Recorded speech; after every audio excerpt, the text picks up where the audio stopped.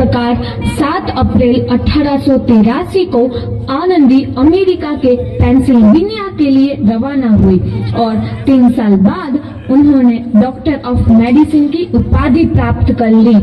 इधर आनंदी के पिता की तबीयत बहुत खराब है। आगे क्या होता है देखते हैं। लगता है अब मेरे जाने का समय आ चुका है। मैं नहीं बचूंगा। ऐसा मत बोलो। शहर के सिटी हॉस्पिटल में अमेरिका से डिग्री लेकर कोई बड़ा डॉक्टर आया है। एक बार वहाँ चलकर दिखा लेते हैं। हाँ, सही बोला भैया।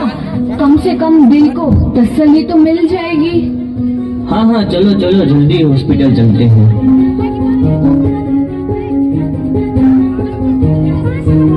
इस मरीज की हालत तो बहुत ही खराब है। कोई चमत्कार ही इसे बचा सकता है। ऐसा मत बोलो भाई। डॉक्टर साहब कब तक आते होंगे? लो आ गई डॉक्टर मैडम। डॉक्टर मैडम जल्दी देखिए, मरीज की हालत बहुत ही खराब है।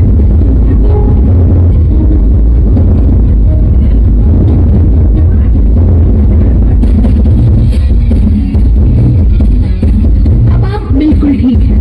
मौत के मुंह से आपको बचाया है डॉक्टर मैडम ने। डॉक्टर साहब ने मुझे बचा लिया। मुझे मिलना है डॉक्टर साहब से। डॉक्टर साहब नहीं, डॉक्टर मैडम बोलो। डॉक्टर मैडम, उन्होंने ही तुम्हें जीवन दान दिया है। लो आ गई डॉक्टर मैडम, मिल लो उनसे। डॉक्टर मैडम, आपका बहुत बहुत धन्यवाद। आपने मेरी जान बचाई। इसके बदले में मैं गरीब भला आपको क्या दे सकता हूँ? वचन चाहिए मुझे कि कभी ये नहीं कहोगे कि लड़कियां कुछ नहीं कर सकती। वचन? ये कैसा वचन? अरे श्यामलाल, तुमने पहचाना नहीं? तुम्हारी बेटी आनंदी।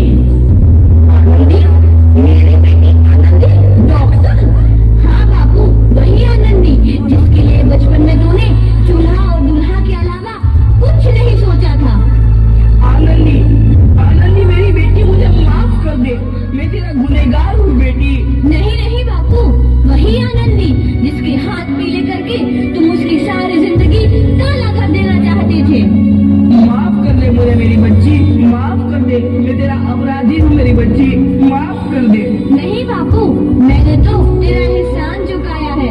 याद है ना अपना एहसान जो बचपन में तुमने मुझ पर किया था? ताने सुना कर जीते जी मार डाला था मुझको।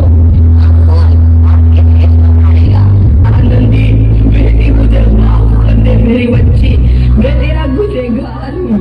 बापू, आपने ही तो बोला था किताबें सिर्फ बेटों के हाथ में अच्छी लगती है। बेटियों के हाथ में तो सिर्फ मेहंदी। बेटों और बेटियों में फर्क करना तो आंखों में फर्क करने समान है। एक का पढ़ना और दूसरे का ना पढ़ना सामाजिक अंधकार है बापू, सामाजिक अंधकार। उपकार मांगता हूँ मैं तुझ जैसी बेटी का, जिसने सारी उम्र मुझसे कुछ ना मांगा तो सिर्फ बराबरी का दर्जा।